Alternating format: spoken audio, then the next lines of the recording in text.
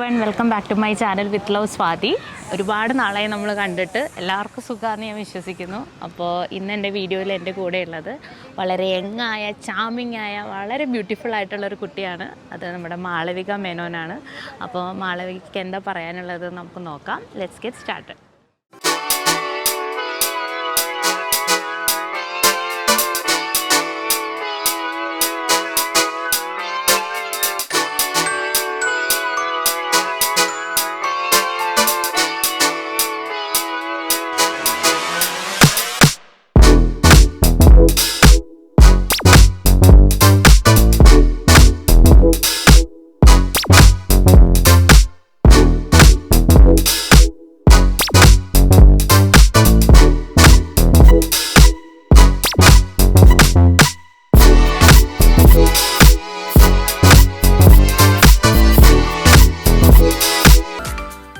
അപ്പോൾ ഇന്ന് എൻ്റെ കൂടെയുള്ളത് മാളവികയാണ്. ഇപ്പോൾ എല്ലാവരും CBI ഒക്കെ കണ്ടിരിക്കുന്ന സമയമാണ്. സോ ഇപ്പോൾ ഒരുത്തി, ആറാട്ട്, CBI ഇപ്പോൾ ഇറങ്ങിയ എല്ലാ സിനിമകളിലും എല്ലാം നമ്മുടെ സൂപ്പർ സ്റ്റാറുകൾ തന്നെയാണ്. ഇനിയിപ്പോൾ നമ്മുടെ സുരേഷ് ഗോപി സാറിൻ്റെ പടം അതിലും ഉണ്ട്, പാപ്പൻ. അപ്പോൾ എന്താണ് ഈ ഇവരുടെയൊക്കെ കൂടെ അഭിനയിച്ച ഒരു എക്സ്പീരിയൻസ് എന്താണ്? ലാലേട്ടനെ കുറിച്ച് തന്നെ തുടങ്ങിയിട്ട് നമുക്ക് സ്റ്റാർട്ട് ചെയ്യാം. ആണോ? എല്ലാവരുടെയും ഒപ്പം എനിക്ക് തോന്നുന്നു എപ്പോഴും ഓർത്തിരിക്കാൻ സന്തോഷകരമായിട്ടുള്ള എക്സ്പീരിയൻസുകൾ മാത്രമേ ഉണ്ടായിട്ടുള്ളൂ. ലാലേട്ടൻ്റെ ആറാട്ട് എന്ന് പറയുന്ന ഫിലിമിലാണ് ഞാൻ ചെയ്തത്. ആദ്യമായിട്ടാണ് ലാൽ സാറിൻ്റെ ഒപ്പം ചെയ്തത്. അതിനു മുമ്പ് മറ്റേ അമ്മ ഷോവും കാര്യങ്ങളൊക്കെ ആയിട്ട് ഡാൻസും ഒക്കെ ഒരുമിച്ച് ചെയ്തിട്ടുണ്ട്. അറിയാം അങ്ങോട്ടും ഇങ്ങോട്ടും എന്നല്ലാതെ സ്ക്രീൻ സ്പേസ് ആദ്യം ഷെയർ ചെയ്തത് ആറാട്ടിലായിരുന്നു. ഭയങ്കര എക്സൈറ്റഡ് ആയിരുന്നു ഞാൻ ആക്ച്വലി. കാരണം ചെറുപ്പം മുതലേ കണ്ടു വളർന്നിട്ടുള്ള, അതായത് ഞാൻ കണ്ടു വളർന്നാണല്ലോ ഇവരൊക്കെ കണ്ടിട്ട്, മമ്മൂക്കയും ലാലേട്ടനും സ്ക്രീനിൽ. അങ്ങനെ ഒട്ടും പ്രതീക്ഷിച്ചതും ഇല്ല ഞാൻ ചെയ്യാൻ പറ്റും എന്തെങ്കിലും എന്ന് ഉള്ളത്. അപ്പം അങ്ങനെ ചെയ്തു. കോള് വന്നപ്പോൾ തന്നെ ഭയങ്കര എക്സൈറ്റഡ് ആയിരുന്നു. ഒപ്പം ഉള്ളതാണോ ദൈവമേ എന്നുള്ള ഒരു ഇതുണ്ടായിരുന്നു. അപ്പോൾ പാരൻസിൻ്റെ അടുത്ത് പറഞ്ഞു അങ്ങനെ ചെയ്യാമെന്ന് വെച്ചു. ലൊക്കേഷനിലൊക്കെ പോയി. ആദ്യമായിട്ട് സ്റ്റിൽ കണ്ടിട്ടുള്ള ആളാണ് ലാലേട്ടൻ എങ്കിൽ കൂടെ ലൊക്കേഷനിൽ നമുക്ക് ആ ഒരു വൈബ് വരും. ലാൽ സാർ വരികയാണ്, ഇപ്പോൾ ഒരു 2 മിനിറ്റ്സിലെത്തും, 5 മിനിറ്റ്സിലെത്തും എന്നൊക്കെ പറയുമ്പോൾ നമ്മൾ ഓക്കെ വരുന്നുണ്ട്, ഓക്കെ ഞങ്ങളെല്ലാവരും ഇങ്ങനെ പ്രിപ്പയർഡ് ആയിട്ടിരിക്കും. മറ്റേ ലാൽ സാറ് അതിൽ ആ മൂവി കണ്ടിരുന്നോ? ഓക്കെ. അപ്പോൾ ലാലേട്ടൻ വന്നിട്ട് അതിൽ വൻ മേക്ക് ഓവർ നടത്തി വന്ന ഒരു മൂവിയാണ്. ഭയങ്കര ട്രിമ്മായി.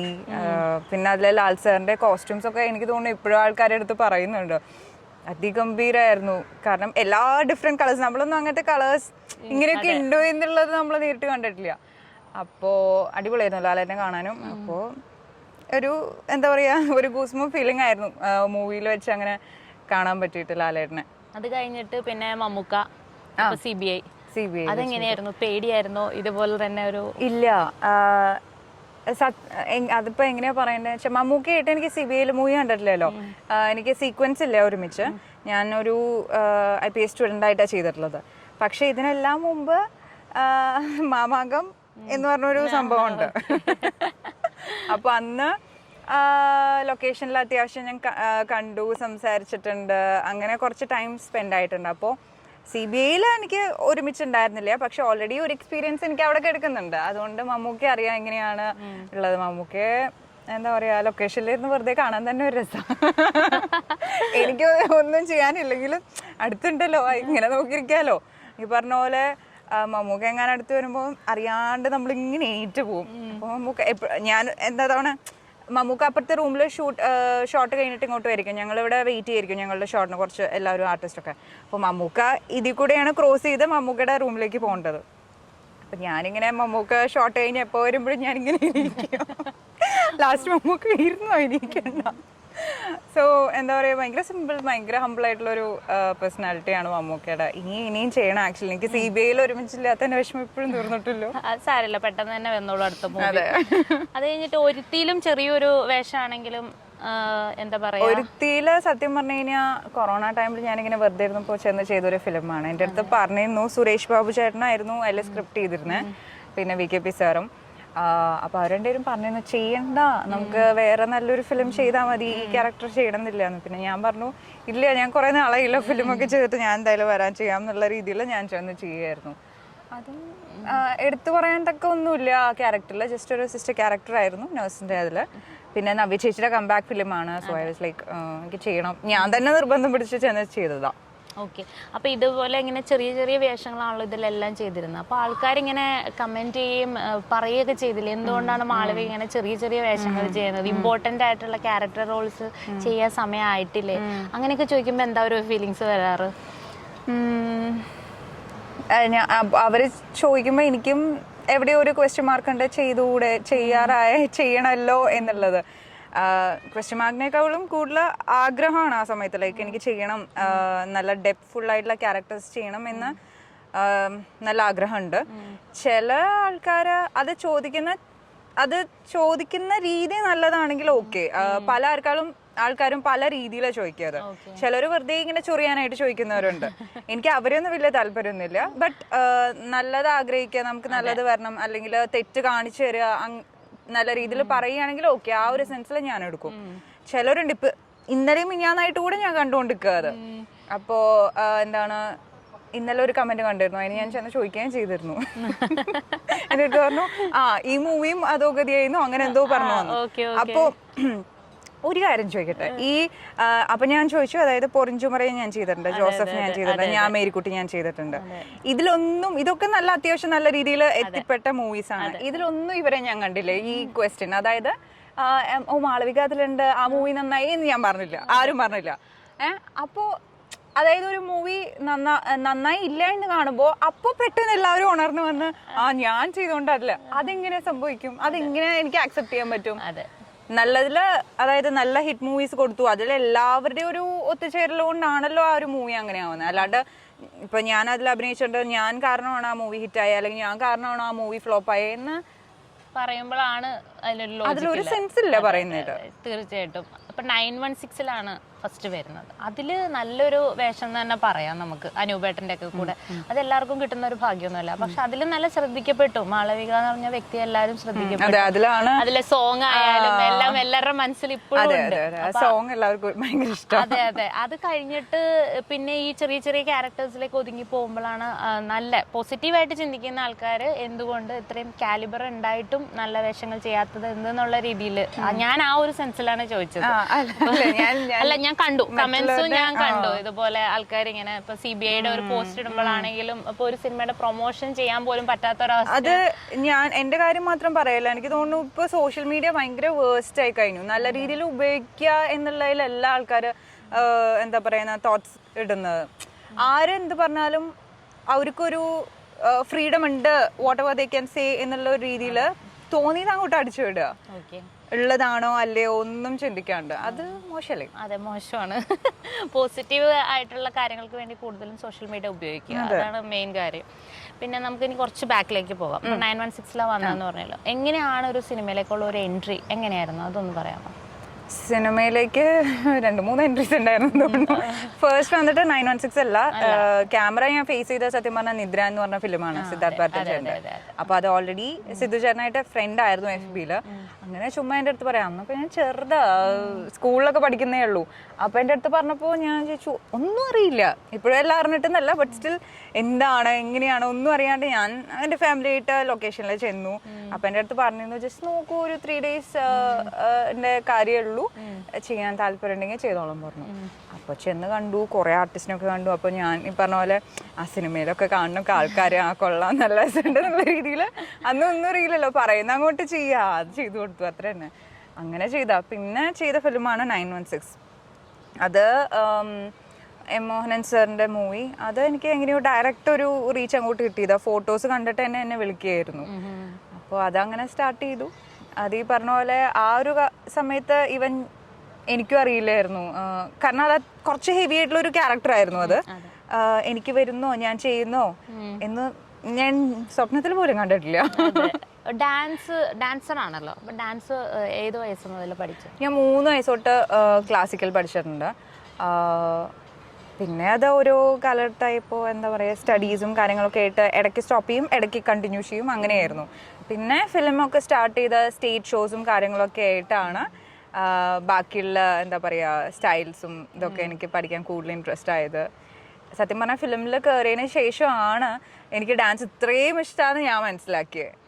ഷോസും കാര്യങ്ങളൊക്കെ ചെയ്യുമ്പോൾ അങ്ങനെ ഇപ്പോഴും ഡാൻസ് പഠിക്കുന്നുണ്ട്? ഇപ്പൊ പഠിക്കുന്നില്ല, നമുക്ക് ഷോസ് വരുമ്പോൾ അതിനു വേണ്ടി പ്രാക്ടീസ് ചെയ്ത് ചെയ്യുന്നേ ഉള്ളൂ. അത്രേ ഉള്ളൂ.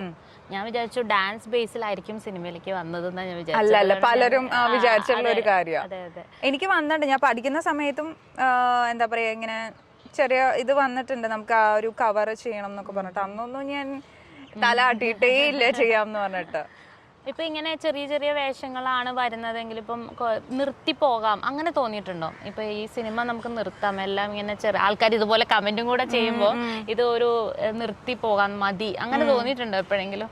ആൾക്കാരുടെ കമന്റ്സ് കണ്ടിട്ട് എനിക്ക് അങ്ങനെ ഫീൽ ചെയ്തിട്ടില്ല.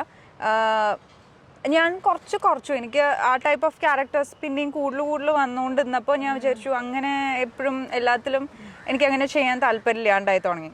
ശരി, എന്തെങ്കിലും ഒരു നോട്ടീസബിൾ അല്ലെങ്കിൽ ഇപ്പോൾ ഈ പറഞ്ഞ മൂവീസ് എല്ലാം തന്നെ ഇപ്പോൾ പറഞ്ഞ പോലെ സൂപ്പർ സ്റ്റാർ ഫിലിംസ് ആണ്.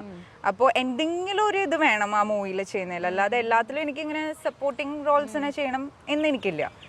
സംതിങ് ആ ഒരു മൂവിയിലുണ്ടാവണം. എനിക്ക് ക്യാരക്ടർ വൈസ് എന്തെങ്കിലും ഡെപ്ത് ഉള്ളതാവണം, അല്ലെങ്കിൽ എന്തെങ്കിലും സംതിങ് വെറൈറ്റി അതിലുണ്ടെങ്കിൽ ഓക്കെ. പാപ്പനാണല്ലോ ഇനിയുള്ള മൂവി, അതിലെങ്ങനെയാണ്? നല്ലൊരു റോളുണ്ടോ അതോ? അതിൽ വന്നിട്ട് ഒരു നണ്ട ക്യാരക്ടറാണ് ചെയ്തിട്ടുള്ളത്. അപ്പോൾ അത് എനിക്ക് തോന്നുന്നു കുറച്ച് എനിക്ക് ഇതിനു മുമ്പ് ഒരു അപ്രിസിയേഷൻ കിട്ടിയത് കുറച്ച് കൂടുതലായിട്ട് ശ്രദ്ധിക്കപ്പെട്ട ഞാൻ മേരിക്കുട്ടിയാണ്. അതിലൊരുപാട് പേർക്ക് ഇഷ്ടമായി. കാരണം അതുവരെ എന്ന് പറഞ്ഞു കഴിഞ്ഞാൽ ഞാൻ നോർമലി എൻ്റെ ഓൺ ക്യാരക്ടർ എങ്ങനെയാണോ അതിലുള്ള ഒരു സിമിലാരിറ്റി, കുറച്ച് പോളിഷ്ഡൊക്കെ ആയിട്ടുള്ള ഒരു ക്യാരക്ടേഴ്സാണ് കുറച്ച് ചെയ്തിട്ടുള്ളത് ഫിലിംസിൽ. ഇതിൽ വന്നിട്ട് കുറച്ച് എന്താ പറയുക ദേഷ്യക്കാരല്ല, ഒരു വെറുപ്പ് കൈൻഡ് ഓഫ് ക്യാരക്ടറാണ് ഞാൻ മേരിക്കുട്ടിയിൽ ചെയ്തത്. അപ്പോൾ ഈവൻ ജയേട്ടനായാലും രഞ്ജി ചേട്ടനായാലും അവർക്കും അറിയില്ലായിരുന്നു ഞാൻ ചെയ്യും എന്നുള്ളത്. അങ്ങനെ ചെയ്തപ്പോൾ എല്ലാവരും ഓക്കെ നൈസ് എന്നുള്ള രീതിയിൽ പറഞ്ഞു, നന്നായിരുന്നു എന്ന് പറഞ്ഞു. അപ്പോൾ അതെനിക്ക് ഭയങ്കര ഇഷ്ടമായി. പക്ഷേ എനിക്ക് കോൺഫിഡൻ്റ് ആയിരുന്നു, അത് കുറച്ച് നെഗറ്റീവ് ഇതിലാണല്ലോ കാണിച്ചത്. എനിക്ക് ചെയ്യാൻ പറ്റും എന്നുള്ളൊരു ഉറപ്പുള്ളതുകൊണ്ട് ഞാൻ അങ്ങ് ചെയ്തു. അതുപോലെ വെറൈറ്റി അല്ല, ബട്ട് കുറച്ച് വ്യത്യാസമുള്ളതാണ് പാപ്പനിലെ ഒരു ക്യാരക്ടറും. അഗൈൻ ജോഷി സാറിന്റെ കൂടെ, അത് വലിയൊരു സന്തോഷമാണ്. അതെങ്ങനെയായിരുന്നു എക്സ്പീരിയൻസ്? ജോഷി സാർ എന്ന് പറഞ്ഞാൽ ഇത്രയും എക്സ്പീരിയൻസ്ഡ് ആയിട്ടുള്ള ഒരു ഡയറക്ടറാണ്. അതെ, എല്ലാവരും വർക്ക് ചെയ്യണമെന്ന് ആഗ്രഹിക്കും. ഇപ്പൊ ചെറിയ റോളാണെങ്കിൽ എന്തായാലും സാറിന്റെ പടത്തിൽ ഒരു ചാൻസ് എന്നുള്ള രീതിയിൽ എങ്ങനെയായിരുന്നു സാറിന്റെ കൂടെയുള്ള ഒരു എക്സ്പീരിയൻസ്? സാറിന്റെ കൂടെ സത്യം പറഞ്ഞാൽ മതിയായിട്ടില്ല ആക്ച്വലി മൂവി ചെയ്തിട്ട്. നമുക്ക് ഏത് മൂവി ചെയ്ത ഈ പൊറിഞ്ചു ആണ് ഞാൻ ആദ്യം ചെയ്തത്. അപ്പോൾ അത് കഴിഞ്ഞപ്പോൾ ഞാൻ ഇങ്ങനെ ആഗ്രഹിച്ചിരുന്നു, ഈശ്വര എനിക്ക് ഇനിയും ചെയ്യണം ജോഷി സാറിൻ്റെ കൂടെ എന്നുള്ളത് ഞാൻ ശരിക്കും ആ സെറ്റിൽ വെച്ചാണ് ഞാൻ ആഗ്രഹിച്ചിരുന്നു. കാരണം ആ സെറ്റിൽ ഞാൻ ചെല്ലുമ്പോൾ എല്ലാവരും പറഞ്ഞ പോലെ ലെജൻഡറി ഡയറക്ടർ അങ്ങനെയാണ്, ഇങ്ങനെ ചൂടാവും, ദേഷ്യപ്പെടും എന്നൊക്കെ പറഞ്ഞിട്ട് എന്നെ വിട്ടത് കേട്ടോ. ഞാൻ ആ ഒരു മൈൻഡ് സെറ്റിലാണല്ലോ പോകുന്നത്. പിന്നെ ജോഷി സാറിനെ കാണുമ്പോഴും ഹൈറ്റും ഒക്കെ ഉണ്ട്, ഞാനും ഒക്കെ അത്യാവശ്യം ഇങ്ങനെയൊക്കെ ഇരുന്നിരുന്നു. പക്ഷെ ജോഷി സാർ വന്നിട്ട് ഭയങ്കര എന്താ പറയുക സ്വീറ്റ് ആയിട്ടുള്ള ഒരു പേഴ്സണാണ്. എന്താ പിന്നെ ഇങ്ങനെ അടുത്ത് അറിഞ്ഞു തുടങ്ങിയപ്പോഴാണ് ഞാൻ കേട്ടില്ല എന്തെങ്കിലും സിലി കാര്യങ്ങളൊക്കെ നമുക്ക് വിഷമിച്ച് എന്തെങ്കിലും തോന്നുകയാണെങ്കിൽ ആൾക്കറിയും അങ്ങനെ. അതായത് നോർമൽ ഒരു ഹ്യൂമൻ തന്നെ, എല്ലാവരും സിറ്റുവേഷൻ വൈസ് ഇപ്പൊ ചൂടാവേണ്ട ആവശ്യം വന്നിട്ടുണ്ടാവും, അപ്പൊ ചൂടായിട്ടുണ്ടാവും. അതായിരിക്കും ഇങ്ങനെ ഒരു റൂമറായിട്ട് കിടക്കുന്നതെന്നാണ് എനിക്ക് ഫീൽ ചെയ്തത്. കാരണം ആള് ലേഡീസിനോടൊക്കെ ഭയങ്കര റെസ്പെക്ട് ചെയ്ത സംസാരവും ബിഹേവിയർ കാണുമ്പോൾ നമുക്ക് മനസ്സിലാവും. അപ്പം അങ്ങനെ ടോട്ടലി ഒരു എന്താ പറയുക, ഞാൻ കേട്ടതും കണ്ടതും ടോട്ടലി ഡിഫറെൻ്റ് ആയിരുന്നു.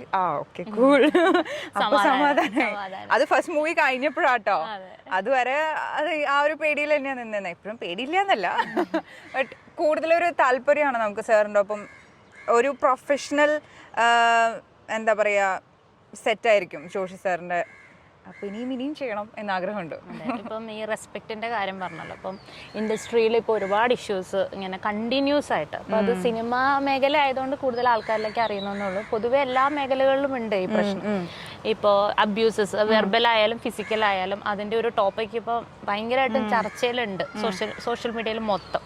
അതിനെക്കുറിച്ചുള്ള ഒരു കാഴ്ചപ്പാടുണ്ട്. ആക്ച്വലി ഈ കാസ്റ്റിംഗ് കൗച്ച് അങ്ങനെയുള്ള സംഭവങ്ങളുണ്ടോ ഈ മൂവിയിൽ? ഇപ്പോൾ ഒരു യുവ നടികളാണ് ഇപ്പം ഇതിനെക്കുറിച്ചെല്ലാം കംപ്ലയിൻസ് കൊടുക്കുന്നത്. ഈ ഒരു ഏജിലുള്ള ആളായതുകൊണ്ട് ചോദിക്കുകയാണ്, ആക്ച്വലി ഇങ്ങനെ ഒരു അബ്യൂസ് ഈ ഇൻഡസ്ട്രിയിൽ ഉണ്ടെന്ന് പറയുന്നതിൽ എന്തെങ്കിലും അർത്ഥമുണ്ടോ? ആക്ച്വലി ഉണ്ടാവണം പറയുന്ന ഞാൻ ഇല്ല എന്ന് പറഞ്ഞു കഴിഞ്ഞാൽ ഇപ്പൊ പറയുന്ന ആൾക്കാർക്ക് അത് ഒരു എഗെയിൻസ്റ്റ് ആവും. ഉണ്ട് എന്ന് പറഞ്ഞു കഴിഞ്ഞാൽ എൻ്റെ അടുത്ത് ചോദിക്കുകയാണെങ്കിൽ എനിക്ക് അതിലൂടെ പോകേണ്ട കാര്യം വന്നിട്ടില്ല. എൻ്റെ അടുത്താണല്ലോ ചോദിക്കുന്നത്, ഞാൻ എല്ലാവരുടെ കാര്യമല്ല പറയുന്നത്. അങ്ങനെ ഒരു എക്സ്പീരിയൻസിലൂടെ എനിക്ക് പോകേണ്ട ആവശ്യം വന്നിട്ടില്ല. ബിക്കോസ് ഒരു വർക്ക് വരുമ്പോൾ അത് ഞാൻ എൻക്വയറി ചെയ്തിട്ടാണ് അത് എനിക്ക് കംഫർട്ടബിൾ ആണോ, എനിക്ക് എൻ്റെ രീതിയിൽ എനിക്ക് ചെയ്യാൻ പറ്റുന്നതാണോ, സേഫ് ആണോ എന്നുള്ള ആ ഒരു ഉറപ്പ് വരുത്തിയിട്ടേ ആ വർക്ക് ആക്സെപ്റ്റ് ചെയ്യുള്ളൂ. അപ്പോൾ അങ്ങനെ ഒരു എക്സ്പീരിയൻസ് എനിക്ക് ഉണ്ടായിട്ടില്ല. അപ്പോൾ മറ്റുള്ളവരുടെ കാര്യം അവർ പറയുന്നത് എനിക്ക് അങ്ങനെയുള്ള കാര്യങ്ങൾ കേൾക്കുമ്പോൾ അവരെ സപ്പോർട്ട് ചെയ്യാനായിട്ട് ശ്രമിക്കാറുണ്ടോ? അവരുടെ എന്താ പറയുക, അവരുടെ ഭാഗം നിന്ന് സംസാരിക്കാന്നല്ല പറഞ്ഞത്, നമുക്ക് ഏതെങ്കിലും രീതിയിൽ നമുക്കും സപ്പോർട്ട് ചെയ്യാൻ പറ്റുമെങ്കിൽ ചെയ്യണം എന്ന് വിചാരിച്ചിട്ടുണ്ടോ? സപ്പോർട്ട് ചെയ്യുക എന്ന് പറഞ്ഞാൽ തീർച്ചയായിട്ടും അത് സത്യമാണെങ്കിൽ ലൈക്ക് ആരാണോ ഈ പറയുന്നതിൽ നമുക്ക് ഏതാ ട്രൂത്ത് എന്നുള്ളത് ഏതാ റിയൽ എന്നുള്ളത് എനിക്കറിയില്ല. ഇപ്പോൾ നമ്മൾ ന്യൂസിൽ കാണുന്നതും എന്താ പറയുക ബിഹൈൻഡ് ദി സ്ക്രീൻ എന്ന് പറയുന്ന ഒരു സംഭവം ഉണ്ട്. അതിൽ ഇപ്പോൾ നമ്മൾ ആരുടെ കൂടെ നിന്ന് കഴിഞ്ഞാൽ പിന്നെ നമുക്ക് ലാസ്റ്റ് അഗെയിൻസ്റ്റ് ആയിരിക്കും എല്ലാവരും കൂടെ. അതെനിക്കറിയില്ല. ഇപ്പോൾ എനിക്കറിയാം, പേഴ്സണലി ഒരാളെ അറിയാം, അത്ര ഷുവർ ആണ് എനിക്ക് അങ്ങനെ സംഭവിക്കില്ല എന്നുള്ളത് എങ്കിൽ I will support her or him. അല്ലാതെ ഞാൻ ഇങ്ങനെ വെറുതെ ഓൺലൈനിൽ ഐ എം സപ്പോർട്ടിങ് യു എന്ന് പറഞ്ഞു കഴിഞ്ഞാൽ അതെനിക്ക് വലിയ താല്പര്യമില്ല. റിയാലിറ്റി അറിഞ്ഞുകൊണ്ട് ആരെ വേണമെങ്കിലും ഐ വിൽ സപ്പോർട്ട്. ചേച്ചിയും അമ്മയും വെക്കുമ്പോൾ അമ്മ സപ്പോർട്ട് ചെയ്യുന്നില്ല എന്ന് പറയുന്നുണ്ടല്ലോ പല ഇഷ്യൂസിലും. അപ്പൊ അങ്ങനെ തോന്നിയിട്ടുണ്ടോ? അമ്മയിലെ ഒരു അംഗമായതുകൊണ്ടാണ് ഞാൻ ചോദിക്കുന്നത്. അങ്ങനെ ഒരു ഇഷ്യൂ വരുമ്പോൾ അവർ സപ്പോർട്ട് ചെയ്യുന്നില്ല അങ്ങനെ തോന്നിയിട്ടുണ്ടോ എപ്പോഴെങ്കിലും? ഇല്ല, അമ്മ എനിക്ക് തോന്നുന്നു എല്ലാ ആർട്ടിസ്റ്റിനും എന്താ പറയുക ഇപ്പോൾ ആവശ്യമുണ്ടെങ്കിലും അവരുണ്ട് എന്നുള്ള ഒരു ബാക്ക് ബോണായിട്ട് നിൽക്കുന്നുണ്ട് എന്നാണ് ഞാൻ കണ്ടെടുത്തോളം ഉള്ളത്. കാരണം എനിക്ക് ഇപ്പോൾ ഒരു ഇഷ്യൂ ഉണ്ടായിരുന്നു, അതായത് ഫിനാൻഷ്യൽ പ്രോബ്ലംസ്, അതായത് ഒരു സെറ്റിൻ്റെ ഇതൊക്കെ ആയിട്ട്. അപ്പോൾ എനിക്ക് അമ്മയായിരുന്നു കൂടെ ഉണ്ടായിരുന്നത്. സത്യം പറഞ്ഞാൽ ബാബു ചേട്ടനൊക്കെ ഇടപെട്ടാണ് എനിക്കത് സോൾവ് ആയത്. അപ്പോൾ എൻ്റെ കാര്യത്തിൽ അത് ഓക്കെ ആയിരുന്നു.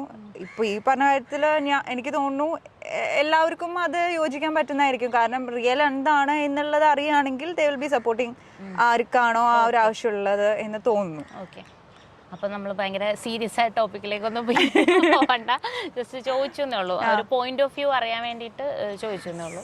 അപ്പോൾ ഇപ്പോൾ യങ്സ്റ്റേഴ്സാണ് കൂടുതലും മാളവികനെ ഫോളോ ചെയ്യുന്നത്. അതെ തീർച്ചയായിട്ടും. പെൺകുട്ടികളാണെങ്കിലും ഇപ്പോൾ അവർക്കൊക്കെ എന്താ പറയുക മേക്കപ്പ്, സ്കിൻ കെയർ അതിലൊക്കെയാണ് അവരുടെയൊക്കെ ഓരോ ഇത്.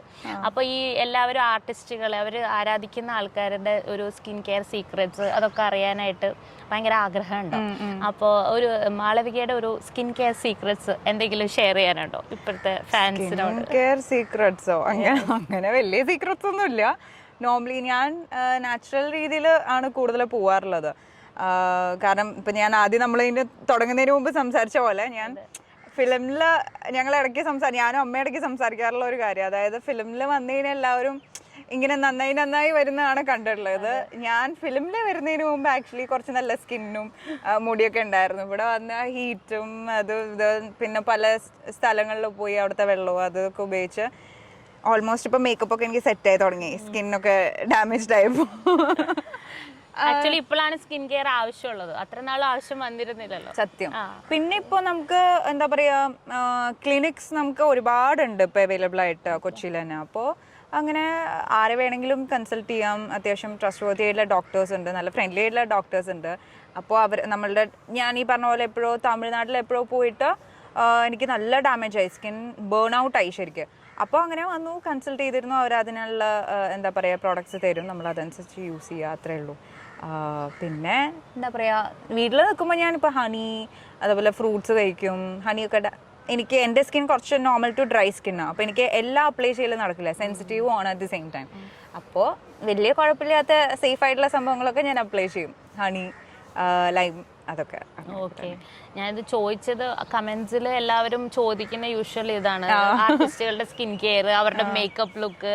സത്യം പറഞ്ഞാൽ ഇപ്പോൾ ആർട്ടിസ്റ്റിനല്ല സെലബ്സിനേക്കാളും കൂടുതൽ ഇപ്പോൾ എന്താ പറയുക ബാക്കിയുള്ള ആൾക്കാരാണ് ഇതൊക്കെ കൂടുതൽ കെയർ ചെയ്യുന്നതെന്ന് എനിക്ക് തോന്നാറുണ്ട്. ഇപ്പോൾ ഇൻഫ്ലുവൻസേഴ്സും കുറേ പേരുണ്ടല്ലോ. ഈ ഒരു കൊറോണ സമയം എനിക്ക് തോന്നുന്നു ഒരുപാട് പേരെ വളർത്തിയെടുത്തിട്ടുണ്ട് സോഷ്യൽ മീഡിയയിലും അല്ലാതെ. ഇപ്പൊ ഇൻഫ്ലുവൻസേഴ്സിന്റെ കാര്യം പറഞ്ഞുകൊണ്ട് മാളവിക ഫോളോ ചെയ്യുന്ന ഏതെങ്കിലും ഇൻഫ്ലുവൻസേഴ്സ് ഉണ്ടോ, ഇഷ്ടമുള്ള ആൾക്കാർ, അങ്ങനെ നോട്ടീസ് ചെയ്തിട്ടുള്ള ആരെങ്കിലും ഉണ്ടോ? കുറേ പേരെ കാണാമല്ലോ ഇപ്പൊ റീലൊക്കെ ഉള്ളതുകൊണ്ട് ഇങ്ങനെ വെറുതെ ഇടയ്ക്ക് ഇങ്ങനെ സ്ക്രോൾ ചെയ്ത് പോകുമ്പോൾ കുറേ പേര് കാണാറുണ്ട്. അങ്ങനെ ഫോളോ ചെയ്യില്ല എനിക്ക് തോന്നുന്നു. അയ്യോ, ഹിന്ദി ബോളിവുഡിൽ ഞാൻ ആരോ ഫോളോ ചെയ്യുന്നുണ്ട്, ഫൈസൽ പേരെനിക്ക് ഓർമ്മയില്ല. ആളി പറഞ്ഞ പോലെ എനിക്ക് തോന്നുന്നു ഷാറുഖ് ഖാനേക്കാളും കൂടുതൽ മില്യൺ ആൾക്കാരുണ്ട് ഫോളോ ചെയ്യുന്നുണ്ട് എന്ന് തോന്നുന്നു. അതങ്ങനെ അമ്മയാണ് എനിക്ക് ആക്ച്വലി കാണിച്ചു തന്നിരുന്നത്. അപ്പോൾ ഞാൻ ചുമ്മാ ഫോളോ ചെയ്തു. ഡാൻസ് ഒക്കെ കൂടുതൽ ആൾ ചെയ്യാറില്ല, അപ്പോൾ അതുകൊണ്ട് അല്ല, റീൽസിന്റെ കാര്യം പറഞ്ഞല്ലോ. ഇപ്പം റീൽസ് ആണ് കൂടുതൽ, എല്ലാവരും റീൽസ് വഴിയാണ് ഇപ്പൊ എല്ലാവരിലേക്കും റീച്ച് എത്തുന്നത്. അത് അങ്ങനെ ചിന്തിച്ചുകൊണ്ടാണോ മാളവിക റീൽസുകൾ ചെയ്ത് ഞാൻ കാണാറുണ്ട് ഒരുപാട്, എവിടെ പോയാലും എങ്ങനെയായാലും. അപ്പൊ ഇൻസ്റ്റഗ്രാം വഴി കമ്മ്യൂണിക്കേറ്റ് ചെയ്യണ ആൾക്കാരിലേക്ക് അത് ഇപ്പൊ സിനിമയേക്കാൾ കൂടുതൽ അത് യൂസ്ഫുൾ ആയിട്ട് തോന്നുന്നുണ്ടോ? അത് ഒരു കണക്കിന് യെസ്. ഈ പറഞ്ഞ പോലെ ഒരു കൊറോണ സമയത്ത് എല്ലാവരും ഇങ്ങനെ പൊങ്ങി വരാൻ കാരണം ആ ഒരു റീൽസ് ആയാലും ഇതൊക്കെ തന്നെയാണ്. അപ്പോൾ അതെല്ലാവരും നന്നായി യൂസ് ചെയ്തു. അതിന് മുമ്പ് ടിക്ടോക്ക് ഉണ്ടായിരുന്നു, അതില്ലാണ്ടായി. അപ്പോൾ എല്ലാവരും റീൽസിലേക്ക് ചാടി. ഞാൻ എപ്പോഴും ഇടാറില്ല കേട്ടോ, വൺസിന് വയലാണ്. എനിക്ക് ആക്ച്വലി സത്യം പറഞ്ഞാൽ മടിയാണ് ഇടാന്നില്ല. എന്നെ ആരെങ്കിലും ഇങ്ങനെ പുഷ് ചെയ്യണം, റീല് ചെയ്യുക, എത്ര നാളായി ലൈവ് പോകുന്നൊക്കെ പറയണം. കാരണം ഞാനൊക്കെ ലൈവ് പോയത് എനിക്കിപ്പോൾ ഓർമ്മയില്ല എപ്പോഴാണ്. കൊല്ലത്തിലൊരിക്കൽ ഞാൻ പോകും, ആ ഒരു എപ്പോഴെപ്പോഴും അങ്ങനെ ചെയ്യുന്ന ഒരാളല്ല. പിന്നെ എനിക്കൊരു മൂഡുണ്ട്. ഇപ്പം ഞാൻ നല്ല ഹാപ്പി ആയിട്ടിരിക്കുകയാണെങ്കിൽ, അല്ലെങ്കിൽ പുറത്തൊരു ഫ്രണ്ട്സായിട്ടോ ജോളി മൂഡൊക്കെ ആണെങ്കിൽ ശരി, എനിക്ക് റീല് ചെയ്യാൻ തോന്നുകയാണെങ്കിൽ ഞാൻ ചെയ്യും. അല്ലെങ്കിൽ കുറച്ച് കാലത്തേക്ക് തന്നെ റീലൊന്നും കാണുകയില്ല. ഇപ്പം ആ ഒരു ടൈമാണ്. ഫുഡിയാണോ ആള്? നല്ല ഫുഡിയായിരുന്നു. ഡയറ്റ് പ്ലാൻസ് അങ്ങനെ എന്തെങ്കിലുമൊക്കെ ഉണ്ടോ? ഡയറ്റ് ഇല്ല. കുറച്ചൊക്കെ ഒരു റെസ്ട്രിക്റ്റ് ചെയ്യും, അല്ലാതെ ഒരു ഹെവി ഡയറ്റ് അങ്ങനെയൊന്നും ഞാൻ പോവാറൊന്നുമില്ല. ഇല്ല, യൂഷ്വലി എല്ലാരും കഴിക്കുന്ന സാധനങ്ങളൊക്കെ കഴിച്ചിട്ട് യൂഷ്വലി അങ്ങനെ പോകുന്ന ഒരാളാണ്. അതെ അതെ. ഇപ്പോൾ ഈ 916 പോലെ തന്നെ എല്ലാവർക്കും ഒരുപാട് ഇഷ്ടപ്പെട്ട ഒരു സിനിമയാണ് ജോസഫ്. അത് ഇമോഷണലി അറ്റാച്ച്ഡ് ആവുന്ന ഒരു മൂവിയാണ്. അതെ അതെ. അത് ചെയ്തപ്പം ആക്ച്വലി എന്തായിരുന്നു ഒരു ഫീല്? മൂവി അഭിനയിച്ചപ്പോഴും മൂവി തിയേറ്ററിൽ കണ്ടപ്പോഴും എന്തായിരുന്നു ആ ഒരു ഫീല്? മൂവി അഭിനയിക്കുന്ന സമയത്ത് സത്യം പറഞ്ഞാൽ എനിക്ക് ഒന്നും അറിയില്ലായിരുന്നു. അതായത് എൻ്റെ ക്യാരക്ടർ ജോജു ചേട്ടൻ്റെ മകളാണ്, ജോജു ചേട്ടൻ തന്നെയാണ് അതിൽ എന്നെ വിളിച്ചതും. അപ്പോൾ അത് ഭയങ്കര സന്തോഷമായിരുന്നു. ജോജു ചേട്ടനൊക്കെ ആ സമയത്ത് ഭയങ്കര നല്ലൊരു ഇങ്ങനെ കയറി വന്നുകൊണ്ടിരിക്കുന്ന ടൈമായിരുന്നു. എനിക്ക് സന്തോഷമായി അപ്പോൾ വിളിച്ചപ്പോൾ. അങ്ങനെ ചെന്നു ചെയ്തു.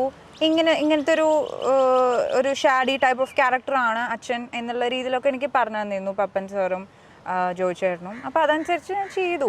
പിന്നെ എനിക്കും അതിൽ പറഞ്ഞ പോലെ ഒരുപാട് ചെയ്യാനില്ല. അങ്ങനെ ഒരു ഫിലിമിൻ്റെ ഭാഗമായതുകൊണ്ട് എനിക്ക് തോന്നുന്നു ആ ഒരു ക്യാരക്ടറിനും ഒരു ഇമ്പോർട്ടൻസ് ഉണ്ടായി എന്നാണ് എനിക്ക് ഫീൽ ചെയ്തത് മൂവി കണ്ടതിന് ശേഷം. കാരണം കുറച്ചുള്ളൂ വെച്ചാലും ഇവൻ മരിച്ചതിന് ശേഷം ആ ഒരു മൂഡ് ഇങ്ങനെ ക്രിയേറ്റ് ചെയ്ത് പോയിക്കൊണ്ടിരിക്കുകയാണല്ലോ എൻഡ് വരെ. മൂവി കണ്ടതിന് ശേഷമാണ് സത്യം പറഞ്ഞാൽ ഇതിങ്ങനെയായിരുന്നു അല്ലേ എന്ന് എനിക്ക് മനസ്സിലായത്. അതിന് മുമ്പ് കഥയൊന്നും അറിയില്ലായിരുന്നു. അപ്പോൾ സംഭവം അടിപൊളിയായി വന്നല്ലോ. ജോജു ചേട്ടൻ്റെ ഒരു കരിയർ ബെസ്റ്റ് അല്ലേ അത്. അപ്പോൾ അത്രയും നല്ലൊരു മൂവിയുടെ ഭാഗമാവാൻ പറ്റി, അതിലൊരുപാട് സന്തോഷമുണ്ട്. ഇപ്പോഴും പലരും കൊച്ചു കഥാപാത്രമാണെങ്കിലും ജോസഫ് എന്ന് പറയുമ്പോൾ ഓർമ്മ വരുന്ന ഒരു ക്യാരക്ടറാണ്. അത് അങ്ങനത്തെ ക്യാരക്ടർ റോൾസ് ആയാലും എല്ലാവരുടെ മനസ്സിൽ നിൽക്കും, ഉറപ്പായിട്ട് നിൽക്കും. സോ ഇത്രയും ടൈം നമ്മുടെ കൂടെ വന്നു, ഇത്രയും വിശേഷങ്ങൾ പങ്കുവെച്ചു. ഇനി ഒരുപാട് നല്ല നല്ല സിനിമകൾ, നല്ല നല്ല ക്യാരക്ടേഴ്സ് ചെയ്തിട്ട് വീണ്ടും നമുക്ക് കാണാൻ ഇടവരട്ടെ എന്ന് ഞാൻ വിചാരിക്കുന്നു. സോ എല്ലാവർക്കും ഈ വീഡിയോ ഇഷ്ടമായെന്ന് ഞാൻ വിചാരിക്കുന്നു. എല്ലാവരും കാണുക, സപ്പോർട്ട് ചെയ്യുക. With love, Swathi. Thank U.